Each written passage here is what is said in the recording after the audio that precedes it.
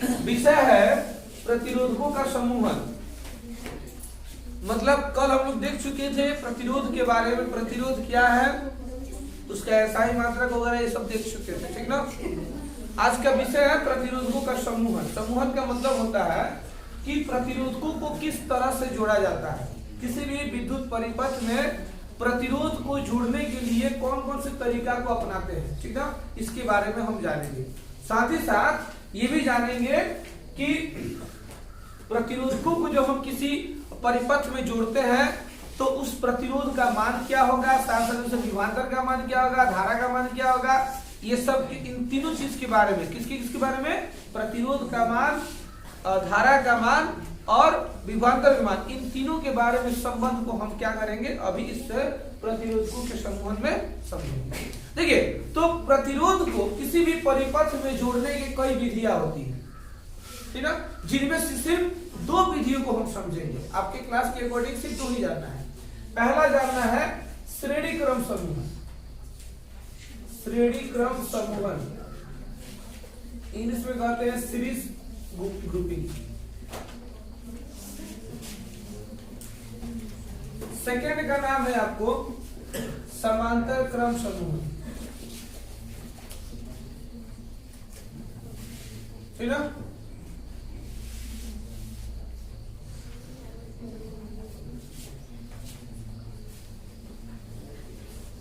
दो तरह के समूहन होते हैं, दो तरह से जो हम प्रतिरोधकों को जोड़ेंगे।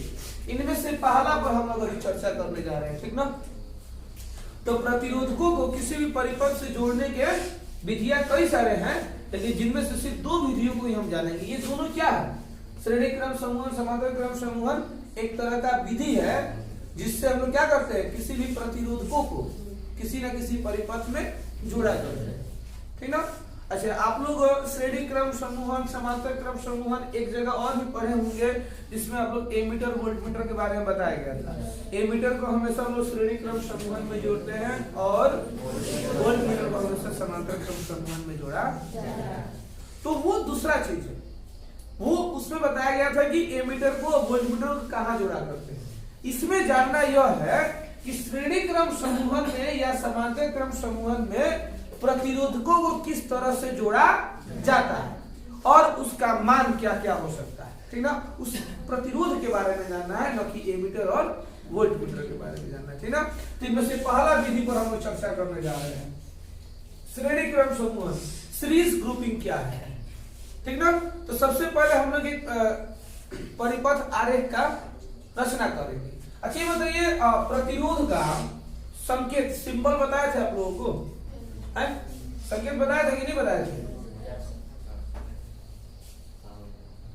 ऐसा ही होता है ना, प्रतिरोध का संकेत ऐसा ही होता है। ये प्रतिरोध का संकेत, ठीक ना। हम लोग इसको प्रतिरोध को किससे सिद्ध करते हैं, आर से रिप्रेजेंट करते हैं, ठीक ना। चलिए, इसके लिए सबसे पहले हम क्या करेंगे, एक परिपथ आरेख का रचना कर लेंगे, ठीक ना। थोड़ा ध्यान से देखिएगा।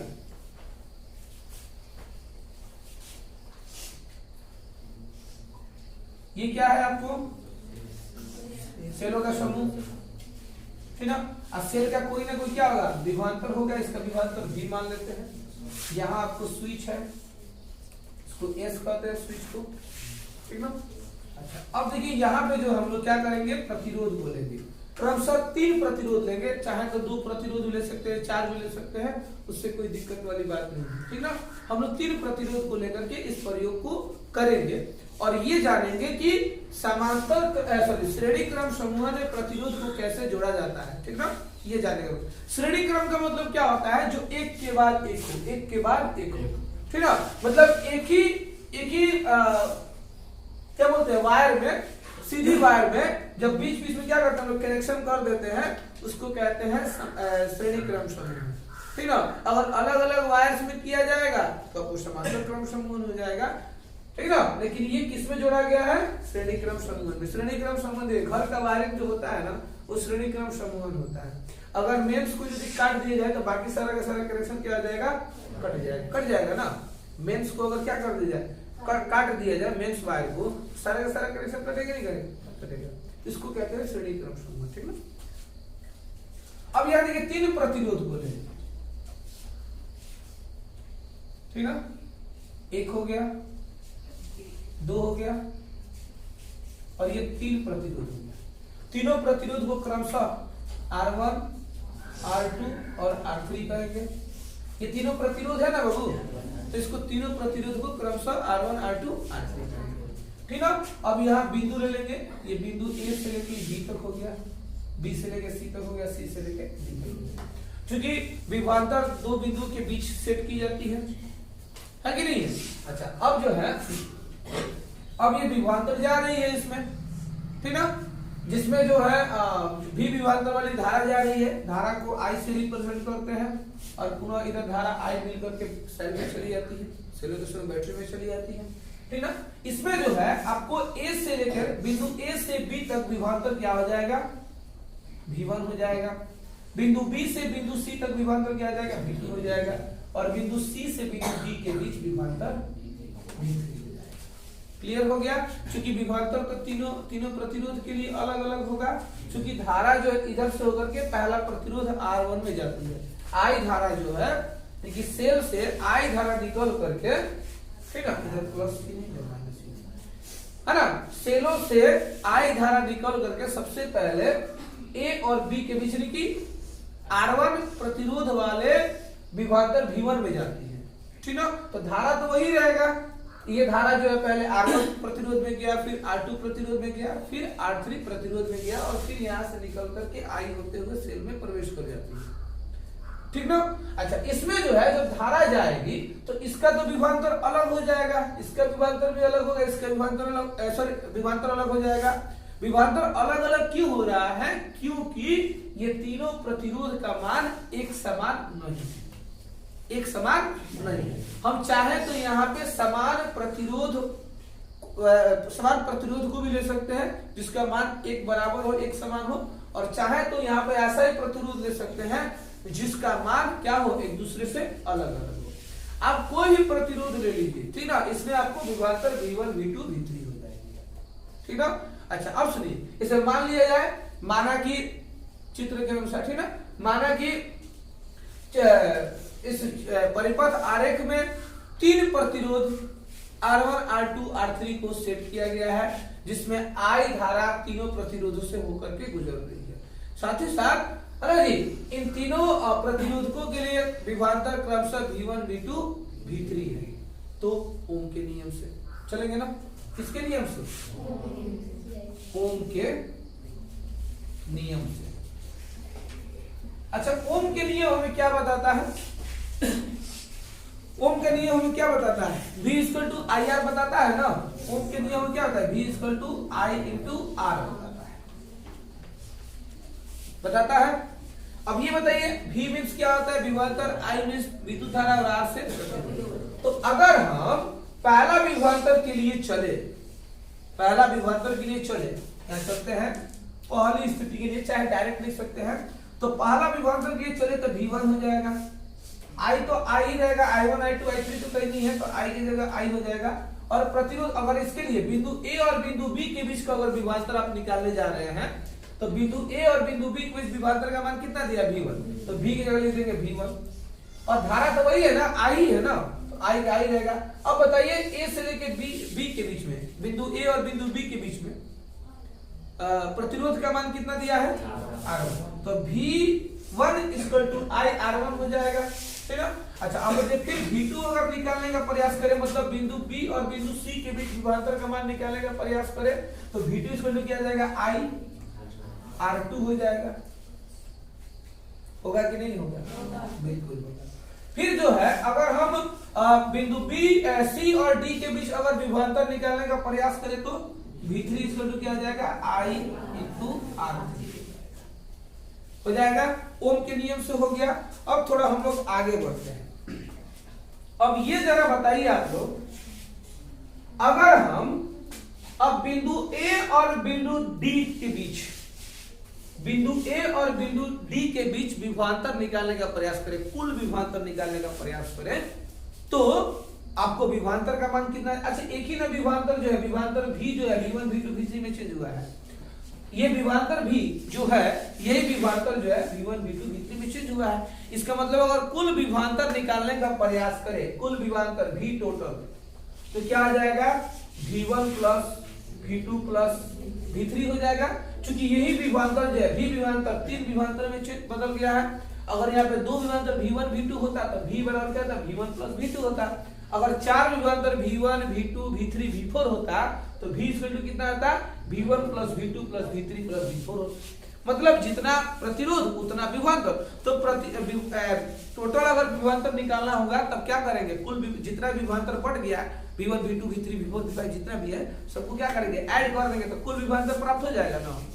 होगा कि नहीं होगा? जैसे आप 10 रुपये को ले लीजिए, कहीं 1 रुपया बांटिए, कहीं 2 रुपया, कहीं 4 रुपया, कहीं सबको फिर जोड़ेंगे तो फिर 10 रुपये में प्राप्त होगा। उसी तरह से ये विभवांतर जो है 3 जगह में बटा था, तो ये आपको V1 V2 V3 है ना जी। तो V इक्वल टू क्या आ जाएगा, V1 plus V2 plus V3। अब इसको मान लेते हैं हम समीकरण 1। क्या मान लेते हैं, समीकरण।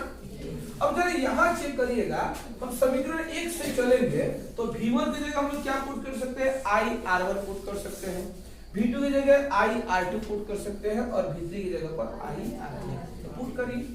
अब यहाँ चलते हैं समीकरण 1 से चलते हैं, ठीक है। तो समीकरण 1 से जब चलेंगे तो यहाँ देखिए हमको मान मिल जाएगा, यहाँ V का V हो जाएगा, यहाँ भी है तो V1 की जगह क्या लिख सकते हैं, IR1 पुट कर सकते हैं, प्लस V2 की जगह क्या पुट कर सकते हैं, IR2 पुट कर सकते हैं, IR2, और V3 की जगह पर IR3 पुट कर सकते हैं, ठीक ना। अब देखिए सब में I कॉमन है तो I को हम कॉमन ले सकते हैं, हो जाएगा R1 प्लस R2 प्लस, इसको यही छोड़ दें।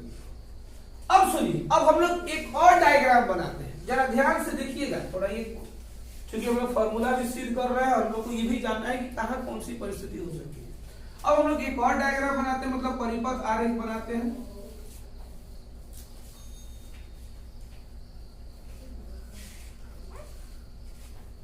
ठीक ना, आपको I धारा प्रवाहित हो रही है, फिर I धारा निकल जा रही है, इसकी विभवांतर भी है। अब हम लोग यहाँ पे ऐसा प्रतिरोध लेते हैं श्रेणी क्रम समूह में, ये भी श्रेणी क्रम में था, 3 प्रतिरोध लिए हैं, R1 R2 R3। अब यहाँ पे हम ऐसा प्रतिरोध लेते हैं, एक ही प्रतिरोध लेते हैं जो इन तीनों प्रतिरोध के क्या हो, बराबर हो। हम ऐसा एक प्रतिरोध ले लेंगे, ऐसा प्रतिरोध मैंने ज्यादा पावर, ऐसा प्रतिरोध ले लेंगे जो इन तीनों प्रतिरोध के क्या हो, बराबर हो। तो यदि इस तरह का प्रतिरोध लीजिएगा तो उस तरह के प्रतिरोध को कहते हैं समतुल्य प्रतिरोध। क्या कहते हैं, समतुल्य प्रतिरोध। सम मीन्स बराबर, तुल्य मीन्स तुलना करके, माने तुलना किया जाता है ना। समतुल्य प्रतिरोध यानी कि वैसा प्रतिरोध जो हम ऐसा प्रतिरोध ले रहे हैं जो इन तीनों के बराबर हो, ठीक ना। तो उसको हमने कह दिया RS। समतुल्य प्रतिरोध को किससे सूचित करेंगे, यानी कि किसका, ये समतुल्य प्रतिरोध श्रेणी क्रम समूह का, समांतर क्रम समूह में भी समतुल्य प्रतिरोध आएगा, लेकिन उसको सूचित करेंगे RP से। ऐसा क्यों, देखिए श्रेणी क्रम समूह के समतुल्य प्रतिरोध को RS से सूचित करेंगे, पता है क्यों, क्योंकि R से क्या होता है, प्रतिरोध होता है, और S से देखो सीरीज है ना। इसीलिए श्रेणी क्रम समूह के समतुल्य प्रतिरोध को RS से सूचित करेंगे, RS से, ठीक ना। और समांतर क्रम समूह के समतुल्य प्रतिरोध को RP से करेंगे, क्योंकि उसका इंग्लिश क्या होता है, पैरेलल ग्रुपिंग कहते हैं, इसलिए R से प्रतिरोध और P से पैरेलल। ये हो गया इसका समतुल्य प्रतिरोध, श्रेणी क्रम समूह का प्रतिरोध, और ये समांतर क्रम समूह का प्रतिरोध हो गया, और ये किसका हो गया, श्रेणी क्रम समूह का प्रतिरोध हो गया। आगे बढ़े हम लोग। अब हम लोगों ने एक ऐसा प्रतिरोध लिया, ठीक ना, जो इन तीनों प्रतिरोध के समान है। तीनों प्रतिरोध के क्या है, समान है, अर्थात उसको हम लोग समतुल्य प्रतिरोध कहते हैं, उसको हम लोग RS से सूचित करते हैं। धारा I रहेगा, विभवांतर भी रहेगा। तो यहाँ पर फिर हम ओम के नियम से चल सकते हैं, है ना जी, ओम के नियम से। अच्छा, ओम के नियम हमें क्या बताते हैं, V इक्वल टू IR बताता है ना, फॉर्मूला क्या था, V इक्वल टू IR, यही ना है जी। अच्छा, हम लोग अब इधर चलते हैं। अब देखो V का V हो जाएगा, विभवांतर चूंकि V है, I का R ही हो जाएगा, I का I हो जाएगा, चूंकि धारा I है, अब देखो प्रतिरोध की जो है क्या लिखेंगे, समतुल्य आर एस लिखेंगे। क्या लिखेंगे, आर एस लिखेंगे। अब देखिए इसको समीकरण 2 कर लेते हैं और इसको समीकरण 3 कर लेते हैं। अब समीकरण 2 और 3 को तुलना करने पर, समीकरण 2 और समीकरण 3 को तुलना करने पर, अच्छा तुलना क्यों कर रहे हैं बात समझिए, क्योंकि समीकरण 3 का एलएचएस भी है और समीकरण 2 का भी एलएचएस भी है, दोनों समान है ना, इसलिए क्या आ जाएगा आरएचएस भी, इसलिए तुलना कर रहे हैं, आरएचएस भी क्या जाएगा, समान हो जाएगा। तब हम लिखेंगे, चलिए इसी को पहले लिखने क्या निकलता है, इसको लिख लो। I इक्वल टू क्या है, R1 plus R2 plus R3 equal to, यहाँ लिख देंगे I इंटू RS, I से I कैंसिल हो जाएगा क्योंकि दोनों समान है, इसलिए क्या बच गया, इसलिए RS इक्वल टू बच गया R1 plus R2 plus RS equal to R1 plus R2 plus R3। अब यहाँ पे देखिए, यहाँ पे एक नोट मिलेगा, RS को क्या हमने कहा, समतुल्य प्रतिरोध का है। किसका समतुल्य प्रतिरोध, श्रेणी क्रम समूह का समतुल्य प्रतिरोध। अब आएगा एक यहाँ पे नोट कि समतुल्य प्रतिरोध क्या है, किसे कहते हैं, श्रेणी क्रम समूह का। कहिएगा कि श्रेणी क्रम समूह के समतुल्य प्रतिरोध का मान, श्रेणी क्रम समूह के समतुल्य प्रतिरोध का मान है ना, अलग अलग प्रतिरोधकों के योगफल के समान होता है, उसमें लगे प्रतिरोधकों के योगफल के समान होता है। यही बात हमने पहले ही बताया था। यहाँ पे हमने ऐसा प्रतिरोध लिया जो इन तीनों के क्या है, बराबर होता है, समान होता है, ठीक ना। मतलब क्या, अगर आप लोग किसी परिपथ में एक नहीं 2 4 5 6 7 8 अगर प्रतिरोध लगा देते हैं श्रेणी क्रम समूह में, तो उन सही प्रतिरोधकों का मान किसके बराबर हो जाएगा, उसके समतुल्य प्रतिरोध के समान हो जाता है। अर्थात अगर आप श्रेणी क्रम समूह में आप 4 प्रतिरोध लगा रहे हैं, R1 R2 R3 R4, तो उसके समतुल्य प्रतिरोध का मान क्या हो जाएगा, RS equal to R1 plus R2 plus R3 plus R4। इस तरह से करके आप क्या कर सकते हैं, आप समतुल्य प्रतिरोध का मान निकाल सकते हैं। समझ में आ गया। तो यहाँ पे नोट में क्या आएगा कि श्रेणी क्रम समूह में लगे समतुल्य प्रतिरोध का मान है ना, विभिन्न प्रतिरोधकों के योगफल के समान होता है, ठीक ना। क्लियर हो, पॉज करना, क्लियर हो गया ना वो। देखिए अगला है समांतर क्रम समूह, ठीक ना, इसका नंबर 2, 2 विधियां बताए थे, इसका नंबर 2। अब इसको समझने के लिए देखिए एक और डायग्राम बनाते हैं, उस डायग्राम को जरा देखिएगा, ठीक ना। हम क्या करेंगे, फिर एक परिपथ आरेख का निर्माण कर लेंगे, ठीक ना, एक परिपथ आरेख का निर्माण कर लेंगे। देखिए इसकी आपको विभवांतर कितनी होगी बाबू, भी विभवांतर होगी, सेल का बैटरी का भी विभवांतर, ये प्लस चार्ज ये माइनस चार्ज, यहाँ एक आपको स्विच लगाना पड़ेगा, ठीक ना। अब देखिए जरा, हम बताए थे कि वोल्ट मीटर को हमेशा हम लोग कहाँ लगाते हैं, समांतर क्रम समूह में लगाते हैं। तो ये जो अभी प्रतिरोध जो इसमें जोड़ा जाएगा, सारे के सारे प्रतिरोध को किसमें जोड़ेंगे, हम समांतर क्रम समूह में जोड़ेंगे, ठीक है। तो यहाँ देखिए, यहाँ भी हम लोग 3 प्रतिरोध ले लेंगे, चाहे तो हम 2 प्रतिरोध को भी लेकर के भी कर सकते हैं या 4 प्रतिरोध को भी लेकर के हम डायग्राम को बना सकते हैं और इसका जो फॉर्मूला है उसको साबित कर सकते हैं, ठीक है। लेकिन इसके पहले वाले में 3 प्रतिरोध लिए थे, इसमें भी 3 ले लेते हैं, ठीक है। तो 3 प्रतिरोध R1 R2 R3 लेंगे, लेकिन तीनों प्रतिरोध किस क्रम में रहेगा, समांतर क्रम में रहेगा, समांतर एक दूसरे के समान दूरी पर, एक दूसरे के समान दूरी पर। देखिए अब ये विद्युत धारा I प्रवाहित हो रही है, तो ये विद्युत धारा जब 3 अलग अलग प्रतिरोधकों में जाएगा तो 3 अलग अलग हिस्सों में बटेगा धारा, ठीक है। तो देखिए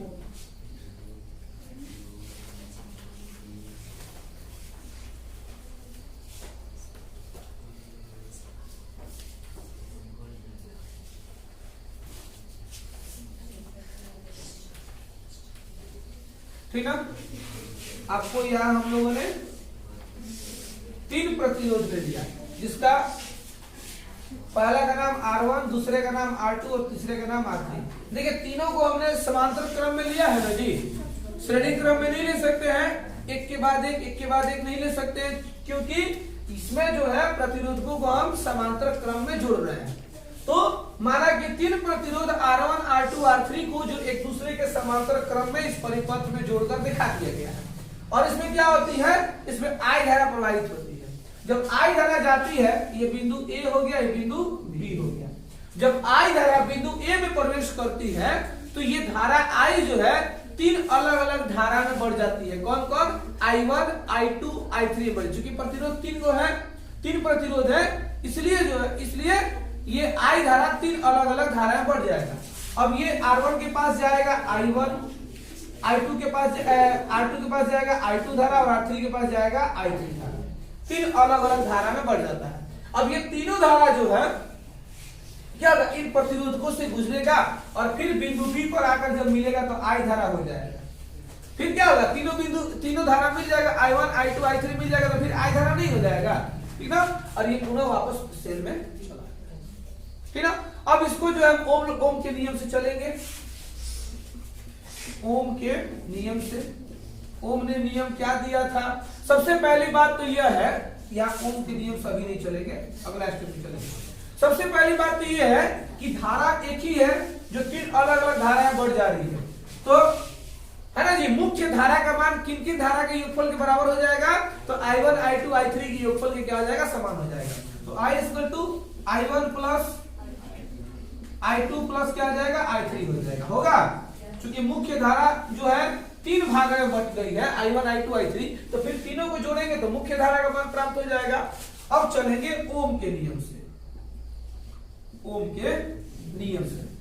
इसमें बताइए ओम के नियम में हम लोग क्या जानते हैं? I = V/R जानते हैं, I = V/R जानते हैं। ओम ने सब यही नियम दिया था, क्योंकि विद्युत धारा जो है किसके समानुपाती होता है? विभवांतर के समानुपाती होता है, ठीक है। ऐसे दिया था ना, I is directly proportional V होता है। अब इस डायरेक्टली प्रोपोर्शनल को इक्वल के साइन में कन्वर्ट करने के लिए R से हम लोग क्या करते, विभवांतर को हम लोगों ने क्या किया था? भाग दिया था, तो जाकर के चेंज हो गया था बराबर चिन्ह में, तो वही I = V/R हमें याद रखनी है, ठीक ना। अब जरा याद रखिए, अब यदि पहला प्रतिरोध के लिए हम लोग यदि विद्युत धारा I का मान निकालने का प्रयास करें तो I1 = क्या आ जाएगा? अब देखो, इसके पहले जो श्रेणी क्रम में समझाए थे, विभवांतर तीनों ही प्रतिरोधकों के लिए अलग अलग था, V1, V2, लेकिन यहां जो है विभवांतर का मान चेंज नहीं होगा। क्यों? क्योंकि प्रतिरोध जो है समांतर क्रम में है, और प्रतिरोध जो समांतर क्रम में रहता है तब विभवांतर का मान बदलता नहीं है, बल्कि धारा का मान बदलता है। याद रखिएगा, ये इस अंतर को समझिएगा कि जब श्रेणी क्रम समूहन में प्रतिरोधकों को जोड़ते हैं तो विभवांतर, अब चाहे प्रतिरोध 2 रहे, 3 रहे या इससे भी ज्यादा रहे, विभवांतर जो है हर प्रतिरोधकों के लिए समान होता है, बदलता नहीं है, ठीक है। लेकिन श्रेणी क्रम समूहन में आप जितना ही प्रतिरोध लीजिएगा, अलग अलग प्रतिरोध ले लीजिए, सबके प्रतिरोधों का विभवांतर का मान अलग अलग हो जाता है, ठीक ना। और उसमें धारा का मान क्या होता है? सेम होता है। इसमें जो है उल्टा, इसमें धारा का मान अलग अलग हो जाता है, विभवांतर सेम हो जाता है, उल्टा होता है एक दूसरे का, ठीक ना। चलिए, तो इसमें विभवांतर वही रहेगा, तो V का V ही रहेगा, और R के जगह क्या लिखेंगे? R1। ये पहला के लिए हो गया। चलिए सेकंड पोजीशन ये मिले थे, I2 बराबर क्या हो जाएगा बताइए? तो V का V ही रहेगा, और R की जगह R2 हो जाएगा, और I3 बराबर क्या हो जाएगा? V/R। अब चलते हैं समीकरण 1 से, समीकरण 1 से चलते हैं, ठीक ना। अच्छा, समीकरण 1 में मुख्य धारा I दिखा रहा है, फिर I1 दिखा रहा है, तो I1 की जगह हम पुट कर सकते हैं V/R1 पुट कर सकते हैं, प्लस से तो प्लस कर दिया। फिर I2 दिख रहा है, I2 की जगह क्या पुट कर सकते हैं हम? V/R2 पुट कर सकते हैं, प्लस I3 की जगह क्या दिख रहा है आपको? V/R3, तो यहां हम कर सकते हैं V/R3, ठीक ना। इसको हम लोग यही छोड़ दिए। अब पुनः ओम के नियम से चलते। अब सुनिए, अब इसके लिए क्या करेंगे? एक और समतुल्य प्रतिरोध का निर्माण करेंगे, लेकिन अब ये समतुल्य प्रतिरोध किसका होगा? समांतर क्रम समूहन का होगा। और समांतर क्रम समूहन के समतुल्य प्रतिरोध को किससे सूचित करते हैं? आरपी से करेंगे। किससे करेंगे? आरपी। क्यों आरपी लिखेंगे? क्योंकि समांतर क्रम समूहन इसका इंग्लिश होता है ना parallel grouping, parallel P first letter, इसलिए आरपी। ठीक ना? तो यहां देखिए एक हम लोग और क्या करेंगे,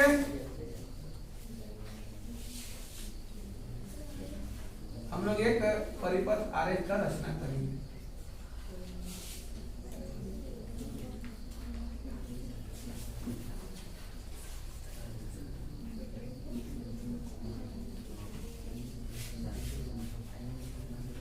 देखिए हम लोगों ने यहाँ क्या किया, हमने पहले बताया था इसमें चूंकि एक ही समतुल्य प्रतिरोध है, धारा एक ही रहेगा, आई ही रहेगा, मुख्य धारा ही रहेगा, विभवांतर तो सेम ही रहता है।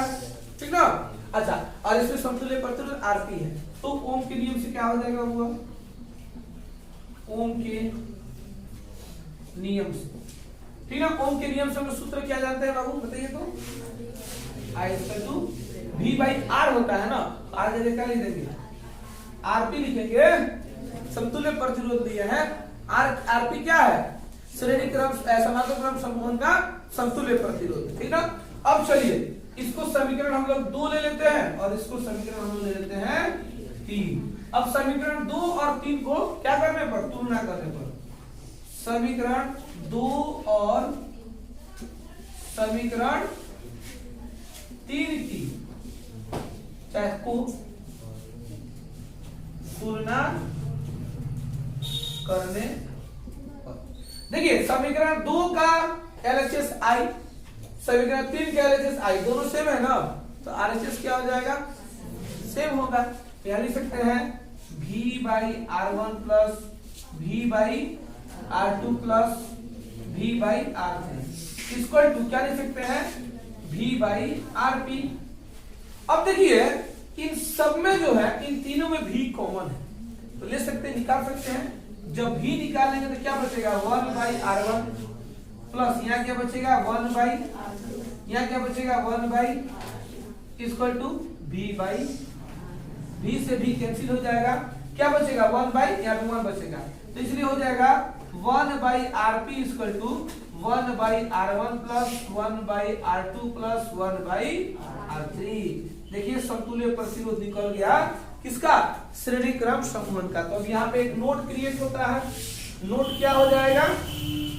तो समांतर क्रम समूहन में जुड़े समतुल्य प्रतिरोध के व्युत्क्रम का मान, ये देखिए ये 1 बाई RP दिया है, तो इसे क्या करेंगे? समतुल्य प्रतिरोध के व्युत्क्रम का मान, उल्टा सिर्फ RP लिखा होता तो कह देते समतुल्य प्रतिरोध का मान, लेकिन यहाँ क्या कह देंगे?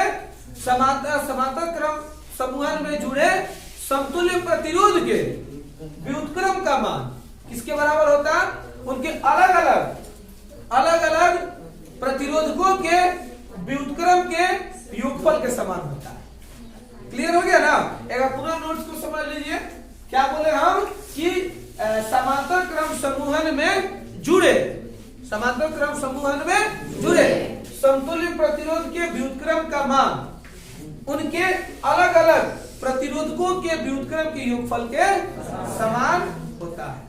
ठीक है, यही है आपको, इसको आप लोग तुरंत लिख लीजिए।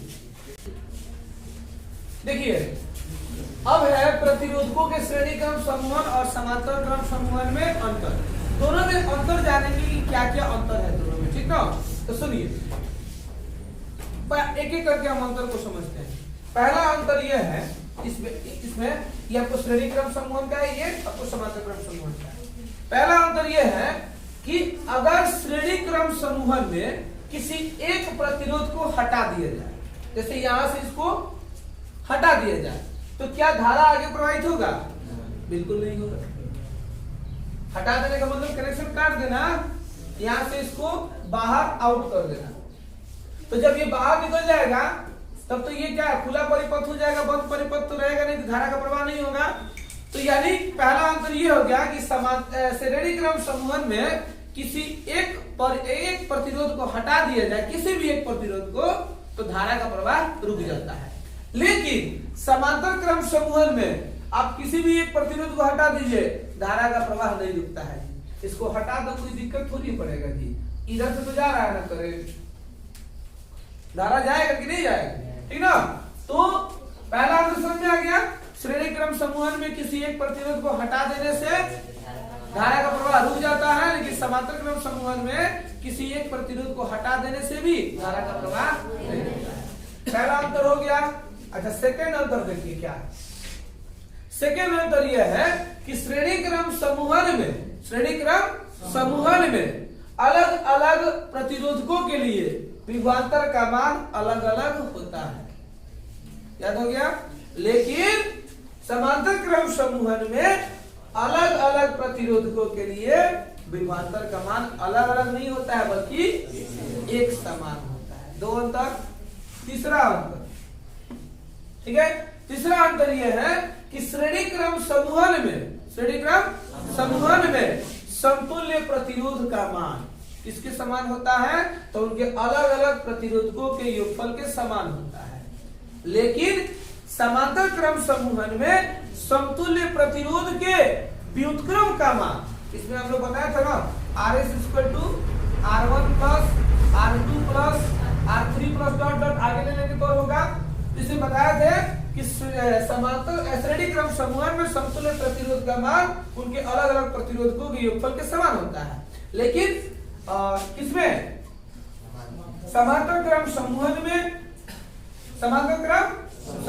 में उनके समतुल्य प्रतिरोध का मान, समतुल्य प्रतिरोध के व्युत्क्रम का मान, ठीक ना, समतुल्य प्रतिरोध के व्युत्क्रम के मान उनके अलग अलग प्रतिरोधकों के व्युत्क्रम के योगफल के समान होता है, ठीक ना। और नंबर 4, इसमें देखिए, इसमें हम लोग कह देंगे, विभवांतर वाला हमने बताया था, इसमें कह देंगे कि श्रेणी क्रम समूहन में एक ही धारा I प्रवाहित होती है ना, सभी प्रतिरोधकों के लिए एक ही धारा I मिलती है। लेकिन जबकि समांतर क्रम समूहन में अलग अलग प्रतिरोधकों के लिए अलग अलग धारा मिलता है, अर्थात अलग अलग प्रतिरोध के लिए धारा का मान अलग अलग हो जाता है। अब R1 के लिए धारा का मान कुछ और होगा, R2 के लिए धारा का मान कुछ और होगा, और R3 के लिए धारा का मान कुछ और होगा। ये समांतर क्रम की बात हो रही है। श्रेणी क्रम समूहन में चाहे प्रतिरोध 2 हो, चाहे प्रतिरोध 2 से ज्यादा क्यों ना हो, 3, 4, 5 ही क्यों ना हो, लेकिन हर एक प्रतिरोध के लिए धारा का मान एक ही होता है, सेम होता है, अलग अलग नहीं होता है। यही वो 4 अंतर है, ठीक है। सबको समझ में आ गया? चलिए ठीक।